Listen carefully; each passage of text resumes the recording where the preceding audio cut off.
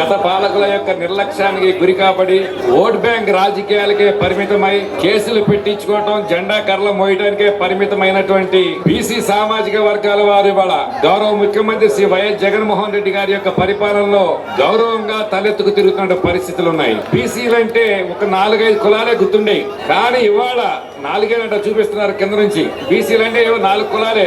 అలాంటిది ఇవాళ దాదాపు 136 బీసీ కులాలని వెలుగులోకి తీసుకొచ్చినటువంటి ఏకైక నాయకుడు బీసీల పక్షపాతి మన రాష్ట్ర ముఖ్యమంత్రి శ్రీ వైఎస్ జగన్మోహన్ రెడ్డి గారు. ఈ రోజు ఆంధ్ర రాష్ట్రంలో బీసీ సామాజిక వర్గాల వారికి వారి యొక్క అభ్యున్నతి కొరకు సంక్షేమ కార్యక్రమాలు కావచ్చు, రాజకీయంగా కావచ్చు, సమాజంలో గౌరవప్రదమైనటువంటి గుర్తింపు తీసుకొచ్చిన వ్యక్తి జగన్మోహన్ రెడ్డి గారు. భారతదేశం మొత్తం మీద ముఖ్యమంత్రులుగా బీసీ సామాజిక వర్గాలకు సంబంధించిన నాయకులు ఉన్న రాష్ట్రాల్లో కూడాను సాక్షాత్ ఇవాళ మన దేశ ప్రధానమంత్రి నరేంద్ర మోడీ గారు ఆయన ఒక బీసీ.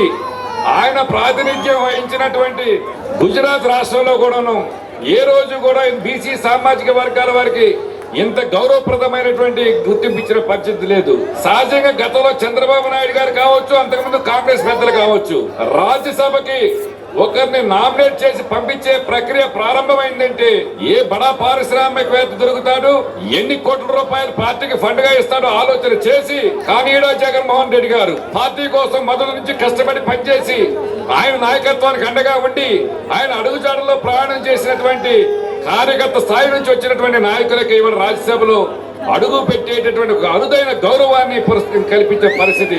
ఇది నేను కావచ్చు, పెద్దల కృష్ణయ్య గారు కావచ్చు, పిల్లి సుభాష్ చంద్రబోస్ గారు కావచ్చు, బీదా మస్తానరావు గారు కావచ్చు, నెల్లూరు పట్టణంలో పెద్దలందరూ పక్కన పెట్టి ఒక బీసీ సోదరుడు నెల్లూరు పట్టణంలో 2 పర్యాయాలు శాసనసభ్యుడిగా గెలవడం అంటేనే ఒక చరిత్ర. అదే విధంగా రేపు జరగనున్నటువంటి ఎన్నికల్లో ఒక బీసీ అభ్యర్థులకు ఆయన ఎక్కడ లేని ప్రాధాన్యత ఇస్తున్నట్టు పరిస్థితులు ఉన్నాయి. నిర్లక్ష్యానికి గురి కాబడినటువంటి ఈ నియోజకవర్గాన్ని అన్ని విధాలుగా అభివృద్ధి పథంలో ముందుకు తీసుకుని వెళ్లాలని చెప్పి అహర్నిశలు కష్టపడుతున్నటువంటి వ్యక్తి శంకర్రావు గారు. మరొక మారు అయిపోయినాయి 5 సంవత్సరాలు అయిపోయింది, రోజుల్లోకి వచ్చాం. సుమారుగా 50 రోజుల్లో ఎన్నికలు కూడా పూర్తయ్యేటువంటి ప్రక్రియ ప్రారంభం అవుతుంది.